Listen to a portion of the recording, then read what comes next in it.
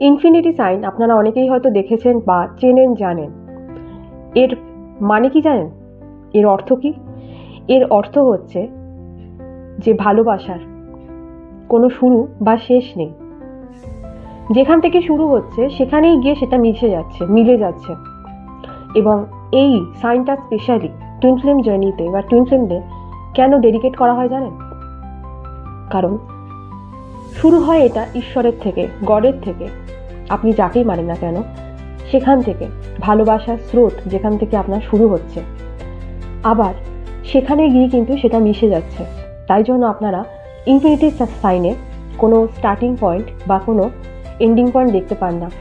কারণ গডের থেকে যে ভালোবাসাটা আমরা পাচ্ছি, সেই ভালোবাসাটা আমাদের মধ্যে গিয়েই, টুইন ফ্লেমের মধ্যে দিয়ে গিয়ে আবার সেই গডের মধ্যেই মিশে যাচ্ছে, মিলিত হয়ে যাচ্ছে।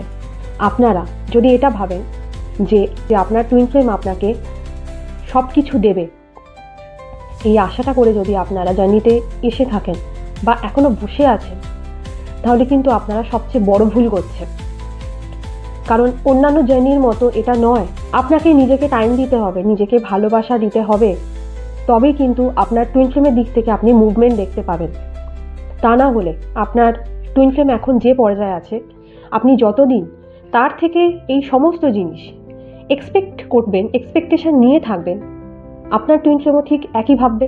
কারণ যেহেতু আপনি ভাবছেন সে ফার্স্ট মুভটা করবে, সে আপনাকে সব কিছু দেবে আপনার চাহিদা অনুযায়ী, আপনার টুইন ফ্লেমও একই ভাববে যে ফার্স্ট মুভটা আপনি করবেন এবং আপনি সবসময় তাকে প্যাম্পারিং করে যাবেন একতরফা।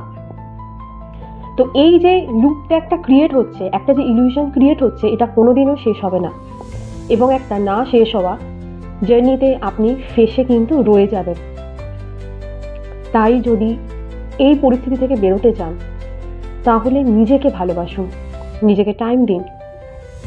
সেই সব কিছু যেগুলো আপনি আপনার প্রিয় মানুষের থেকে এক্সপেক্ট করেন, আশা করেন, সেই সব কিছু নিজের ক্ষেত্রে করা শুরু করে দিন। অনেক বড় পদক্ষেপ নেবেন যদি আপনি এটা শুরু করেন। তো বন্ধুরা, ভালো থাকবেন সকলে।